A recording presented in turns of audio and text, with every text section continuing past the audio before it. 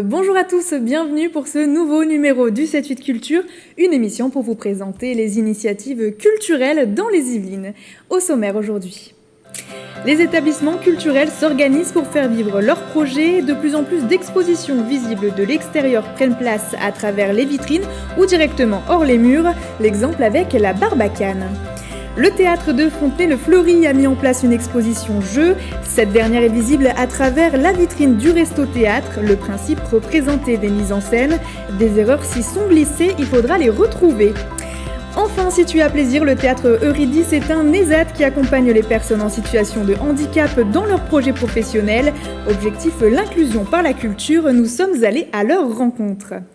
Et je vous le disais en titre, derrière les vitres de la Barbacane à Berne, l'exposition Corpus Chorus est à découvrir jusqu'au 6 mars. Elle retrace les œuvres chorégraphiques d'Olivier Dubois, danseur et chorégraphe de renom. Présentation de l'exposition par Célia Gatsongo, regardez. Ne pouvant pas accueillir du public, la Barbacane s'est organisée pour rendre la culture accessible à tous. L'exposition Corpus Chorus, créée autour de l'univers du danseur et chorégraphe Olivier Dubois, est visible uniquement depuis l'extérieur. L'idée est vraiment de plonger dans le corps, de voir des images, des gens en mouvement, parce que dans ces périodes compliquées, ça nous manque. Donc nous sommes très contents de présenter cette exposition.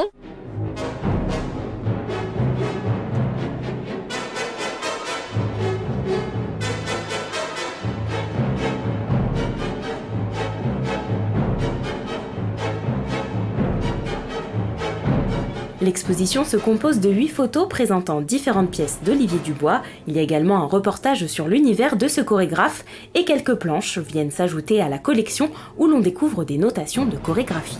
Les vitres du bâtiment, c'est un autre encore écran, mais ça permet d'être plus dans le réel et d'aller aussi chercher des gens qui n'ont pas fait le choix de voir cette exposition et qui la découvrent et qui peuvent être interpellés, interloqués, curieux. Normalement, le chorégraphe était attendu à la Barbacane le 6 mars, mais la crise sanitaire oblige son report sur la saison 2022-2023. D'ailleurs, l'une des photos représente un de ces spectacles nommé Tragédie. Dans ce spectacle, le rapport au corps est très important et il était question de dépasser la question du corps de l'interprète pour vraiment voir le mouvement. Et donc, on est dans un spectacle très fort, très percutant. L'exposition est à voir tous les jours jusqu'au 6 mars prochain. Une exposition urbaine hors les murs, c'est ce qu'a organisé la ville de Maurepas. En partenariat avec le photographe Jean-Pierre Évrard, la ville s'est adaptée aux mesures sanitaires en vigueur. 20 portraits sont actuellement visibles et exposés dans le centre-ville. Un avant-goût du prochain salon Morpart. Éléonore Sinoquet est allée découvrir l'exposition. Regardez. Morpart prend l'air. La crise sanitaire a obligé la ville de Maurepas à repenser autrement son espace culturel. C'est donc une exposition hors les murs qui prend place dans la ville.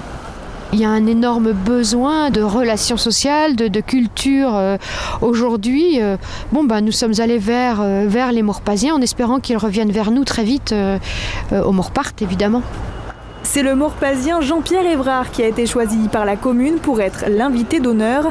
Il présente plusieurs portraits sur le thème de la fête du Vaudou et des photos qui lui viennent de ses nombreux voyages en Afrique, une fête célébrée chaque année le 10 janvier au Bénin. La fête du Vaudou est beaucoup plus récente. C'était un hommage à toutes ces personnes qui ont disparu, qui ont souffert par la traite des esclaves.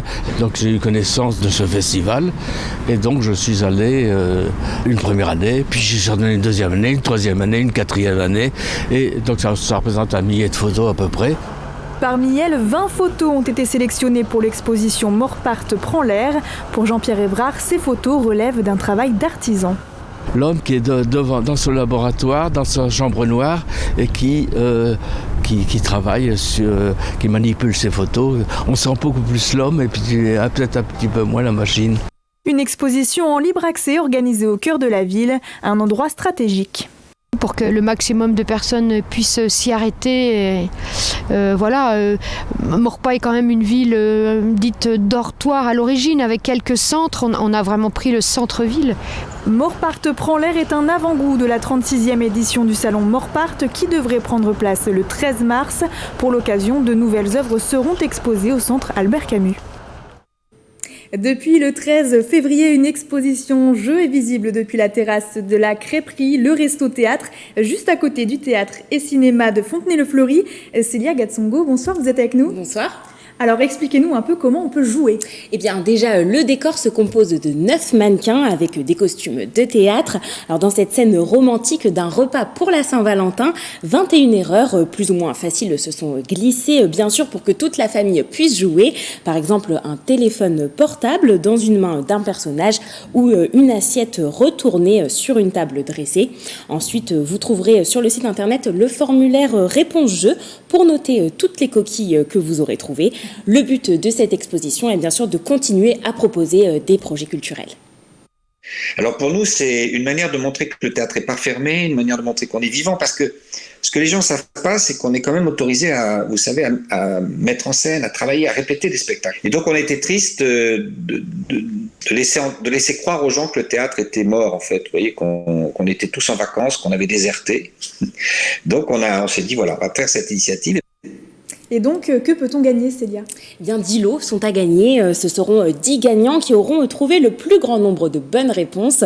En cas d'égalité, un tirage au sort sera effectué et ce sont des lots très différents. Écoutez. Il y en a qui vont faire une séance d'esthétique, il y en a qui vont faire une séance de coiffure, il y en a qui vont faire des repas, il y en a qui vont faire... Non, c'est vraiment sympa. Franchement, ils ont joué le jeu. Parce que nous, modestement, vous savez, on ne faisait pas ça pour l'argent, puisqu'en plus, c'est gratuit tout ça.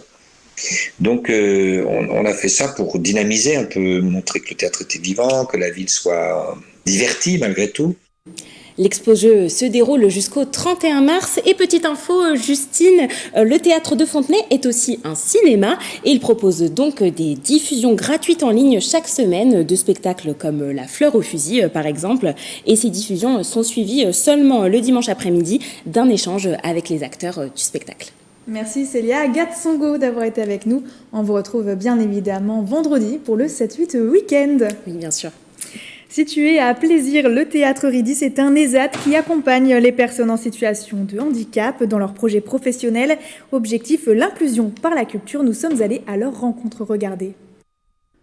Un théâtre qui fonctionne grâce à des personnes en situation de handicap. Objectif du théâtre Eurydice, sauvegarde l'inclusion par la culture. CV, lettres de motivation, tous sont passés par un entretien d'embauche. Il y a un vrai travail de qualité. On ne fait pas de l'occupationnel en ESAT du tout. On est là pour faire un travail de qualité. On travaille avec des clients, on a des délais à respecter et une qualité à produire. Tous les clients qui travaillent avec nous sont contents, en tout cas, et satisfaits de la qualité de notre travail. Au programme, atelier de confection de costumes, construction de décors, régie, son, lumière ou encore troupe de comédiens. Les ESAT regroupent des travailleurs en situation de handicap dans le domaine du spectacle vivant. Ils sont accompagnés par des professionnels. Quand ils arrivent, on a ce qu'on appelle un projet adapté personnalisé.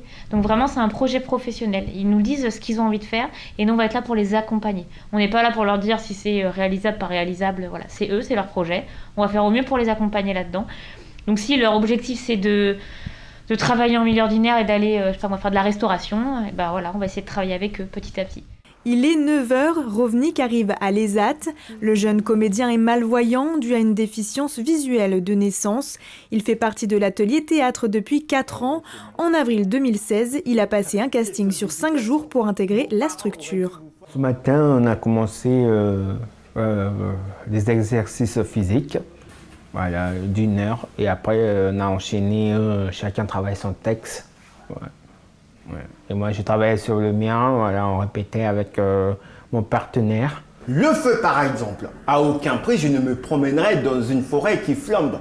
Mais moi, je sais pourquoi. Pour moi, pour les textes, les pièces de théâtre, il faut que ce soit agrandi. Ils sont obligés d'agrandir pour moi, pour que j'arrive à lire normalement. Rovnik a travaillé au Conservatoire de Versailles pendant 3 ans, parallèle de son accompagnement à l'ESAT. Il souhaiterait poursuivre dans la voie du spectacle vivant. Son but, être comédien. Pourtant, pas évident de trouver une place. Faut que ce soit les directeurs de casting acceptent aussi les personnes en situation de handicap aussi. Parce que c'est difficile de trouver des personnes qui ont envie de travailler avec des comédiens en situation de handicap. Pour l'heure, 57 travailleurs en situation de handicap travaillent au théâtre Eurydice. Il faut choisir. Encore quelques jours pour contribuer à la campagne de financement participatif lancée par l'association Les Amis du musée de la Toile de Jouy. L'association cherche à récupérer un dessin du peintre Louis-Léopold Boilly. Il représente en fait le créateur de la Toile de Jouy, Christophe Philippe Oberkampf, ainsi que sa famille. L'objectif, c'est de récolter 25 000 € pour pouvoir acquérir cette œuvre. Écoutez Étienne Mallet, président de l'association.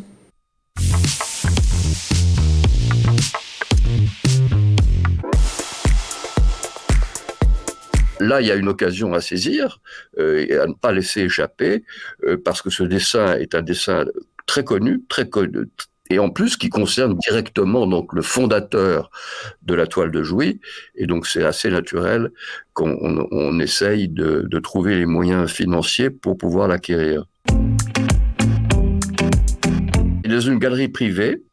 Et on a réussi à obtenir de cette galerie que plutôt qu'ils la mettent en vente et qu'elle parte on ne sait où, qu'ils nous donnent le temps de pouvoir réunir les sommes nécessaires pour pouvoir l'acquérir en faveur du musée. On a lancé une campagne via une plateforme de financement participatif, comme on dit, qui s'appelle D'Artagnan, qui est une grande plateforme connue en France. La campagne de financement participatif est ouverte jusqu'au 5 mars. Près de 13 000 € ont déjà pu être récoltés. Pour contribuer au projet, rendez-vous sur la plateforme d'artagnan.fr, rubrique musée. Et c'est la fin de ce 7-8 Culture. Merci de nous avoir suivis. Rendez-vous la semaine prochaine, même jour, même heure. Très bonne soirée sur TV78 et d'ici là, portez-vous bien.